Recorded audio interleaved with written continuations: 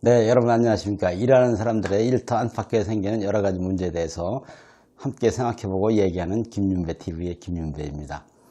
제가 안전 문제로 관여하는 모임이 있는데 그 모임 이름이 대한민국 안전사회 연구회입니다. 그 연구회의 밴드에 그 회원이신 어느 의사 선생님께서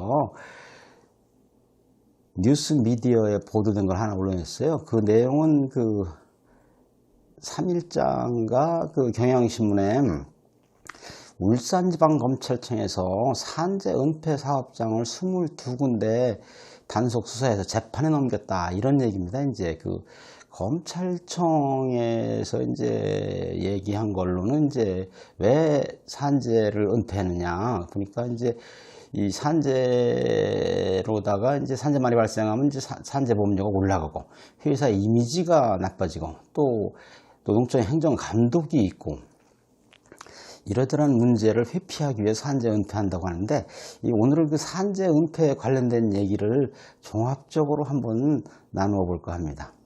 산재 은폐로다가 이 은폐 사업장들을 재판에 넘겼다는데 그럼 산재 은폐에 대한 처벌 규정이 어떻게 되어 있나를 먼저 우선 보겠습니다.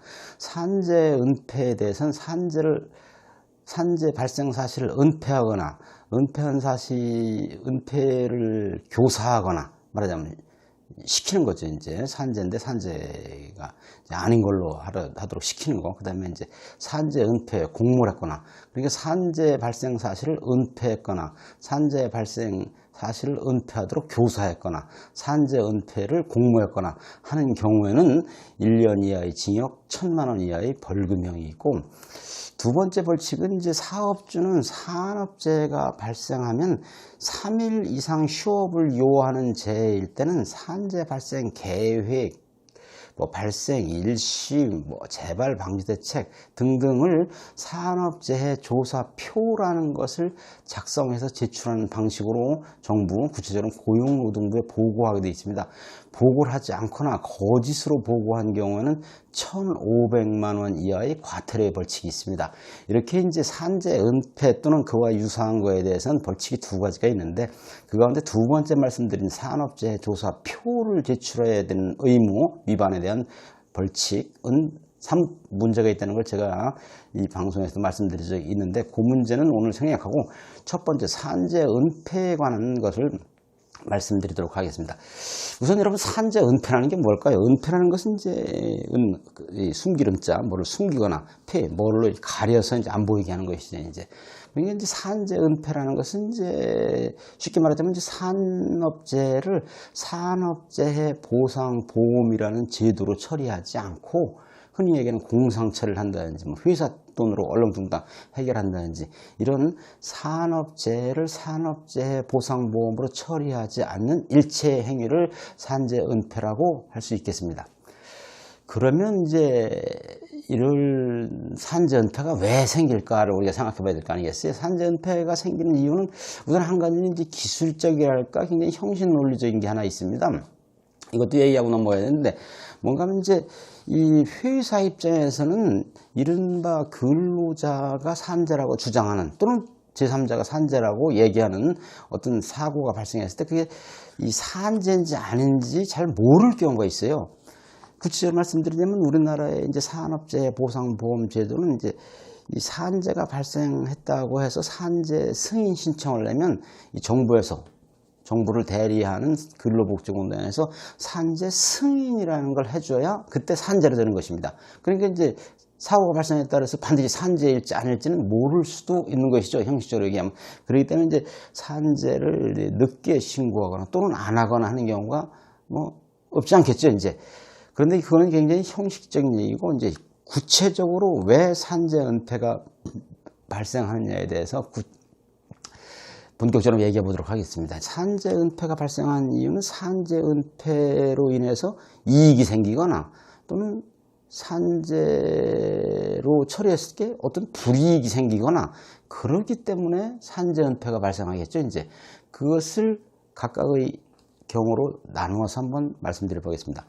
우선 한 가지는 산재가 발생했다면 회사에서 사고가 발생해서 사람이 다치거나 죽은 게 산재 아니겠습니까? 이제 그러면은 우선 노동청이나 산업안전공단에서 나와서 회사 입장에서 볼 때 이제 난리를 칩니다. 이제 뭐가 잘못된 게 있는지, 뭐 안전장치를 제대로 했는지, 보호구는 제대로 지급됐는지, 사고 날 당시에 어떤 정황이랬었는지 등등등 해가지고 일반적으로 여러 가지 나라에서 정한 안전 기준을 준수하지 않았다고 이제 일반적으로 무슨 과태료를 물리거나 여러 가지 불이익 조치를 합니다. 심한 경우에는 사업주의 비용으로 안전진단이라는 것을 명해가지고 그거를 해야 될 경우도 있습니다. 그게 첫 번째고, 두 번째는 특히 건설회사의 경우인데, 건설회사는 이 정부나 공공기관 입찰형할 때 PQ라고 해서 Preliminary Qualification이라고 합니다. 입찰 자격 사전 심사 제도라는 게 있어요. 여기에 이제 산재 발생 실적을 점수화해서 넣습니다. 그러니까 산재가 발생했으면 이제 불이익을 보게 되는 것이죠. 근데 건설회사라는 게 어떻습니까? 건설회사는 이제 입찰을 해가지고 공사를 따야 먹고 사는 업종이기 때문에 공사 입찰에 결정적으로 불이익한 산재 발생 사실을 적극적으로 은폐하고자 하는 이 유인이 있는 것이죠, 이제. 말하자면 공사를 따지 못하면 회사의 존망이랑 관계되는 거니까 무슨 수를 써서라도 산재를 은폐하고자 하는 이 유인이 생길 수밖에 없습니다. 두 번째는 이제 건설회사뿐만이 아니고 일반 중소기업에 많은 경우인데, 이제 대개 큰 회사에 납품을 하거나 큰 회사에 들어가서 공사를 하거나 큰 회사 안에 들어가서 일정한 공정을 담당해서 하는 게 이제 많은 이 제조업 또는 뭐 건설 공사 현장에 이루어지는 관행입니다. 그럴 경우에 그 큰 회사, 모회사라고 보통 하죠. 이제 그 모회사에서는 들어와서 일하는 회사를 그걸 이제 이름하여 이제 협력사라고 이제 뭐 좋은 이름을 표현합니다. 이제 법적으로는 이제 도급인, 수급인 이렇게 얘기합니다. 이제 아무튼 이제 수급인 회사, 말하자면 협력 회사에서 산재 사고가 많이 발생하면은 굉장히 이제 모회사, 큰 회사도 이제 여러 귀찮아집니다. 이제 이 수급인 회사에 대해서 안전관리를 제대로 못한다는 등, 또 이제 재환산할 때 그런 이 수급인 회사의 경우도 그 모회사에 넣어서 이제 그 환산 재율이라는 걸 공표하고 막 이렇게 되니까 이제 굉장히 이제 말하자면 그 협력업체로 등록을 못하는 경우까지 막 생기게 되는 것이죠. 이제 그게 이제 크게 세 번째고, 네 번째는 이제 상대적으로 작은 건데, 이 산업재해가 많이 발생하게 되면 또는 적게 발생하게 되면 산재율이 올라가거나 내려갑니다. 말하자면 이제 3년간의 산재로 인해서 보험급여가 나간 거 하고 보험료를 낸 거하고 계산해 가지고 매 3년마다 소위 개별 실적료율이라고 그래가지고 내 회사가 속한 업종의 평균 산재보험료보다 사고가 많이 났으면 올라가고 사고가 안 났으면 내려가고 하는 제도가 있어요. 여기에서 이제 불이익을 입게 되기 때문에 이렇게 크게 네 가지로, 나머지 또 있습니다. 이제 회사 이미지가 실추한다든지 무슨 처리 과정에 여러 가지 뭐 페이퍼워크도 많이 해야 된다든지 있는데, 일반적으로 이렇게 작게 얘기하면 세 가지, 크게 얘기하면 네 가지 이런 이익 또는 불이익 때문에 회사에서는 이제 산재로 처리하지 않는 산재 은폐가 일어나기 쉽습니다. 그러면 이제 이런 얘기를 하기가 쉬워요. 다친 사람 또는 다친 사람의 가족 입장에서는 그럼 그까지 산재로 처리하면 될 거 아니냐, 이런 얘기를 하기 쉬운데 그게 참 쉽지 않습니다. 왜냐하면은 이 산재로 처리하면은 나라에서, 구체적으로 근로복지공단에서 사람들 이제 치료를 해줘, 다친 거를요. 그리고 이제 일하지 못한 기간 동안에 이제 그 임금을 대신해 줍니다. 근데 그 임금을 자기가 받던 임금의 70%만 줘요. 그러니까 회사에서는 무슨 얘기를 하는가 하면은, 회사에서 이렇게 공상처를 하더라도 당신이 치료비 내는 건 없으니까 괜찮고, 당신이 일하지 못한 기간에 받는 급여가 산재로 하면 70% 안 되는데 회사에서는 100%를 다 주겠다. 그리고 출근하지 않더라도 출근한 걸로 하겠다. 이렇게 얘기를 하니까 다친 근로자 입장에서는 경제적으로 손해볼 게 없으니까 회사에서 얘기하는 거에 수긍하기가 쉽죠, 이제. 또 한 가지는 그보다도 이제 회사 생활이라는 것은, 뭐 시청하시는 분들, 많은 분들 회사 생활을 하시잖아요. 회사 생활이라는 것은 그때 보고 마는 게 아니고 장기간 이제 같이 하는 생활이라는 말입니다. 이제 기업 공동체라는 말이 있는 것 같이. 그래서 오랫동안 같이 하는 관계에서는 상하 간의 신뢰, 그리고 동료 간의 이제 평판, 그 사람 괜찮아 하는 이런 것들이 중요한 법 아닙니까, 이제. 그래서 예를 들면 이제 제가 다쳤다고 하면은 저한테 회사 간부 되신 분이나 또는 제 동료가 와가지고 어이 김대리 또는 뭐 김씨 김반장 이렇게 하면서 당신 산재로 처리하면 이렇게 저렇게 돼가지고 회사가 참 어려워진다. 얼마 있으면 뭐 공사 응찰도 해야 되는데 어려워지고 또 우리가 아다시피 어디 납품하고 있는데 그 큰 회사에서 또 뭐라 그러면 그것도 귀찮은 일이고 또 더군다나 당신 그 산재를 하게 되면 휴업금의 70%만 내는데 회사에서 100% 다 주겠다. 그리고 출근 안 한 거 다 출근한 걸로 해주겠다. 이렇게 얘기하면서 회사에 어려운 사정이 있으니까 좀 봐달라고 읍소를 하거나 또는 뭐 이렇게 은연중 그렇게 협조하지 않으면 불이익을 주겠다고 이렇게 할 경우에 제가 하루 이틀 다니는 회사도 아닌데 그거에 협조하지 않을 수가 없잖아요. 이런 이유 때문에 이제 산재 은폐가 일어나기 쉬운 것입니다. 그리고 산재 은폐가 없으려면 어떻게 좋을까요? 우선 나라에서는 산재를 산재로 처리하는 데 대한 불이익이 최소화되도록 해야 됩니다.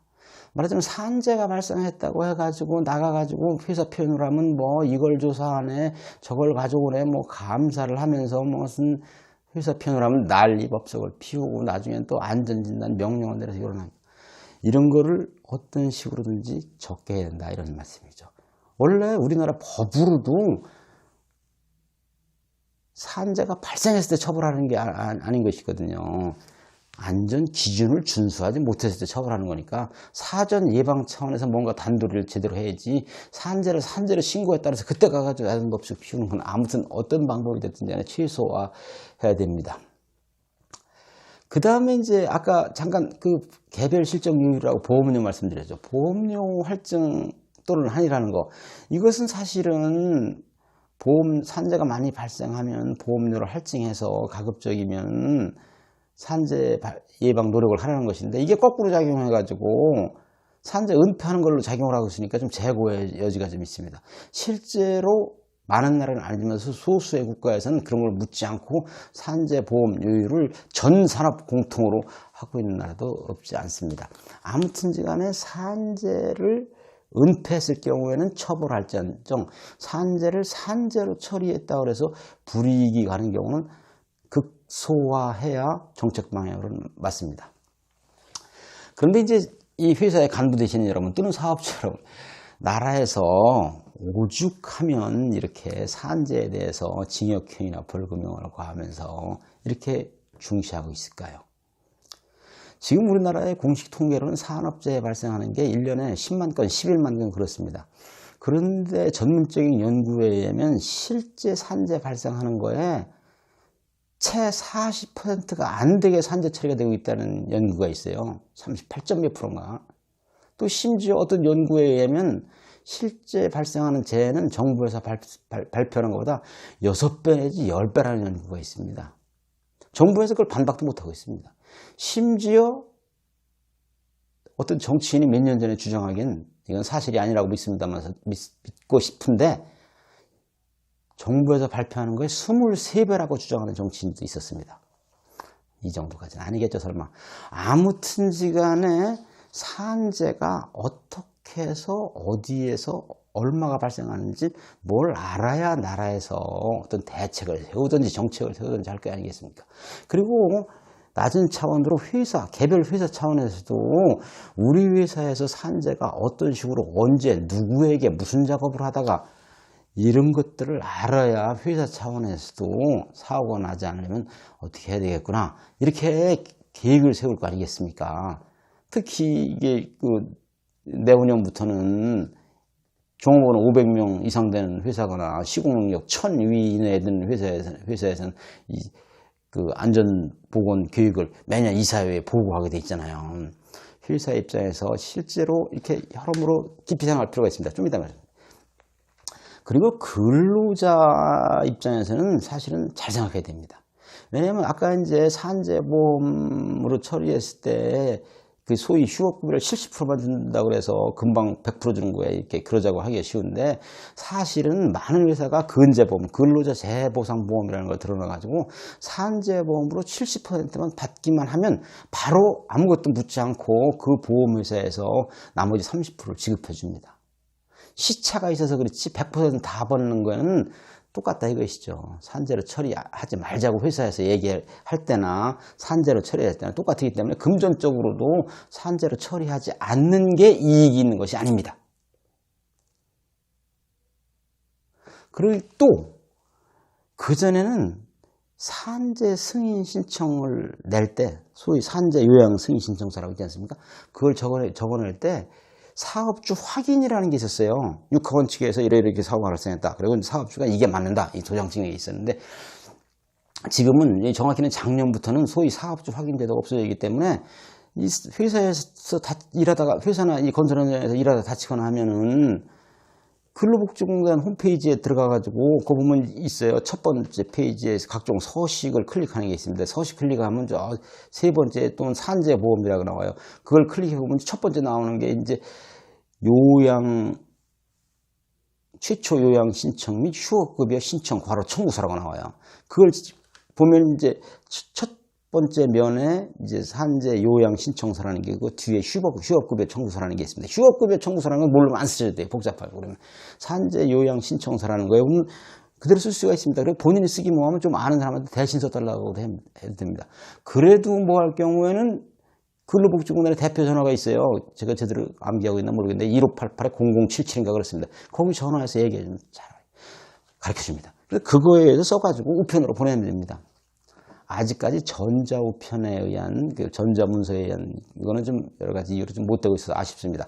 아무튼 이렇게 되기 때문에 근로자 입장에서는 적어도 산재를 산재로 처리하지 않을 이유가 아무것도 없는 것입니다. 특히나 산업재해로 다치거나 직업병이 걸렸을 경우에는 나중에 그의 속발정, 그 병 때문에 생기는 병이라든지 또는 다른 증상 이런 게 있거나 또는 나중에 후유 장애가 남아가지고 이게 이 장애가 남고 그럴 경우에는 회사에서 그걸 책임을 못 지죠. 이제 뭐 한 경우는 회사가 망했을 경우도 있고 회사의 담당자나 간부나 사장이 바뀌었을 경우도 있고 그러기 때문에 산재는 산재로 처리하는 것이 만사부려 튼튼한 것입니다. 그리고 회사에 이 간부나 또는 사장님 되시는 여러분께도 말씀드리고 싶은 것이 아까 제가 나라의 제도가 여러 가지로 산재 발생 그대로 하면 불리하게 되어 있더라도 산재를 산재로 처리해야 됩니다. 왜냐? 산재가라는 걸 산재가 아닌 걸로 처리하려면 그 당사자나 또는 그 가족들한테 별의별 말로 속된 말로 회유도 하고 은연중 협박도 하고 그래야 됩니다. 그렇게 해가지고 회사에 플러스가 될 게 뭐 있습니까? 크게 약점만 잡히지. 그리고 회사의 간부급 이상 되시는 분들은 다들 아실 거예요. 우리나라의 중요한 사회적 자원 중에 아쉬운 게 사회적 신뢰라고. 그런 거야말로 실제 사회적 신뢰를 크게 저해하는 요소 아니겠습니까? 산재는 정말로 산재로 처리하는 게 좋습니다. 나라에 벌칙이 있고 이런 문제를 떠나서요.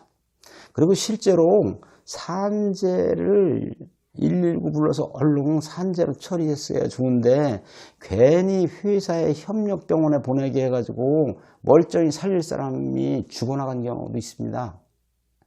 그래서 해야 되겠습니까? 이 산재를 산재로 처리하는 게 나라를 위해서도 좋고 다친 사람을 위해서도 좋고 회사를 위해서도 좋은 것입니다. 아무튼 간에 산재 은폐를 하는 일이 없어야 좋겠습니다. 지금까지 제가 이렇게 산재 은폐에 대한 여러 말씀 드렸는데, 제가 이렇게 쓴 책에 보면은 일부러 이제 이 무죄, 숨겨진 진실, 산재 은폐의 경제학이라고 해가지고 그 내용을 자세하게 그리고 사례도 좀 언급해 놓은 게 있으니까 관심 있는 분들께서는 책을 굳이 사실 필요는 없고 건설사 같은 경우는 표준안전관리부 같은 거 있으면 뭐 책을 사셔도 좋고 도서관 같은 데 빌려서 가지고 한번 보시면 많이 참고가 될 거라고 생각됩니다. 오늘은 제가 대한민국 안전사회연구회의 같은 회원이신 김모 의사 선생님께서 밴드에 올려놓은 산재 은폐 사업장 적발에 관한 뉴스 미디어 보도 때문에 산재 은폐에 대해서 이런저런 얘기들을 좀 했었는데 여러분들께서 흥미있게 들으셨나 모르겠습니다. 일하는 사람들이 일터에 생기는 여러 가지 일들을 재미있게 얘기해보고자 하는 김윤배 TV의 김윤배입니다. 다음에는 더 흥미있는 소재로 여러분과 함께 하도록 하겠습니다. 더운 날씨가 이어지고 있습니다. 건강에 주의하시기 바랍니다. 감사합니다.